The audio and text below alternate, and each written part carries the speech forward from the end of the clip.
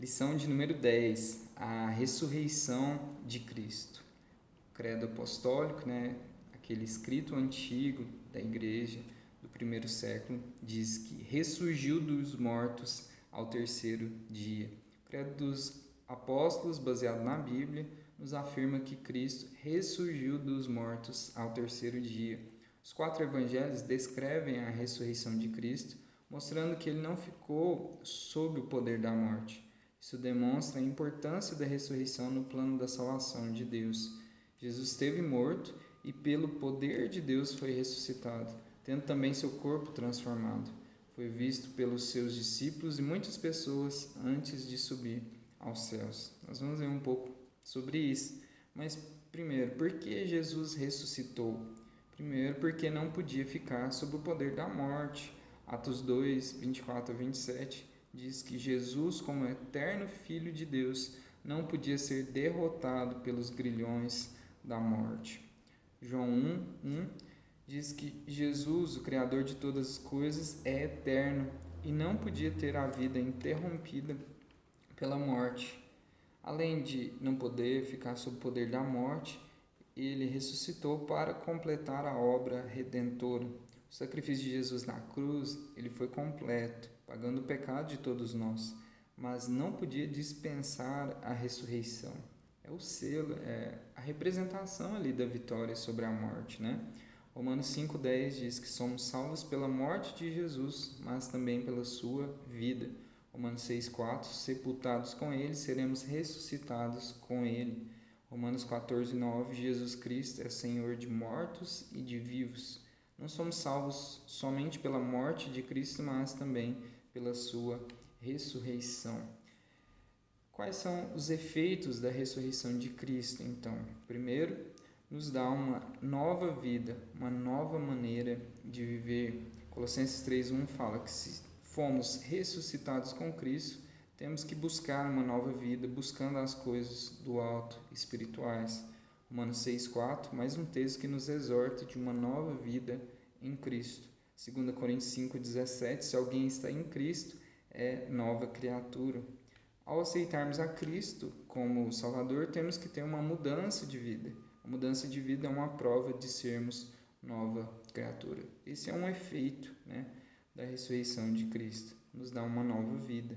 Além disso, nos dá uma nova esperança. Cristo ressuscitado é a maior esperança do cristão, porque cremos num Cristo vivo. Os fundadores das maiores religiões do mundo estão mortos. Seus túmulos são locais de visitações, por exemplo, Buda, o filósofo Confúcio, Maomé, etc. Nossa maior esperança não é de encontrar um Deus morto, mas encontrar um Deus vivo. E ele é vivo hoje, presencialmente. Nós não temos Jesus aqui, mas ele espiritualmente já é presente em nossa vida. Ele ressuscitou e na próxima lição a gente vai ver que ele voltou ao céu.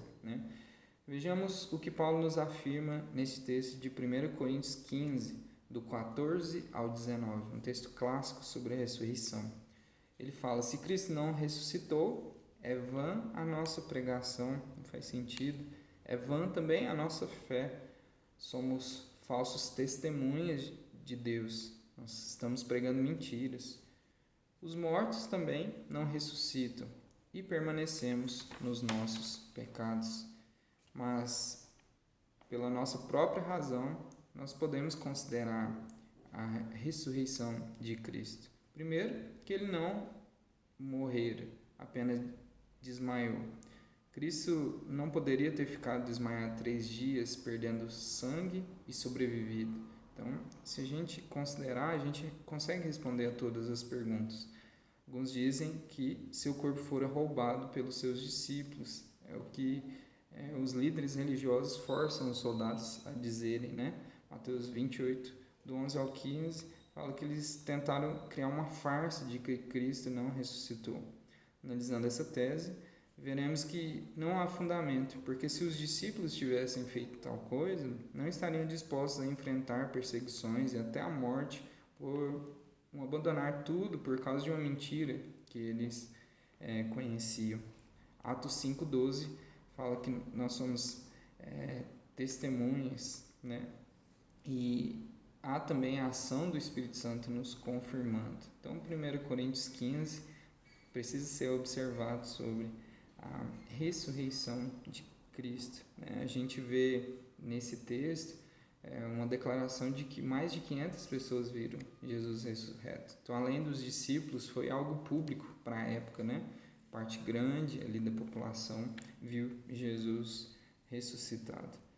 Por que nós guardamos o domingo da ressurreição? É o dia especial, né? Nós guardamos o domingo como dia do Senhor, porque foi o dia que Cristo ressuscitou.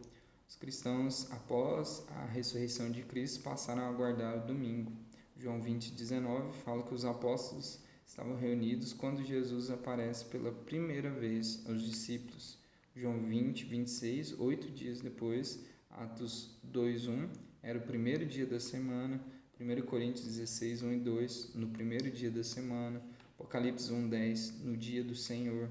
Então foi o dia da semana em que aconteceu também o Pentecoste. Levíticos 23, 15 e 16 mostra que é estabelecida essa festa do Pentecoste. Mas a descida do Espírito Santo, em Atos 2, 1, 4, é dito como no primeiro dia da semana. Com o passar do tempo, esse dia foi se transformando em dia de culto e trabalho espiritual. A palavra sábado significa descanso. Não importa o nome que tem em nossa língua, importante que trabalhemos 6 dias e descansemos e santifiquemos o sétimo. Então nós vemos essa transição do Antigo Testamento para o Novo Testamento como um ressignificado do descanso, né? Não é um dia, um local, né? A gente celebra a vitória de Jesus. E como a ressurreição é tão forte, impactante, né?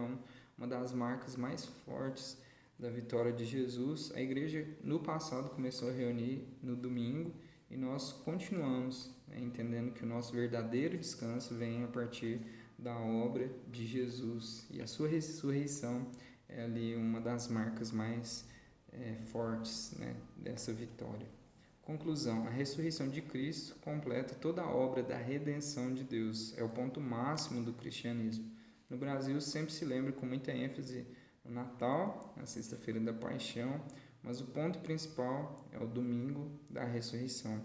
Os cristãos desde a igreja primitiva passaram a guardar o domingo como dia do Senhor, porque foi o dia em que foi completada a obra da redenção.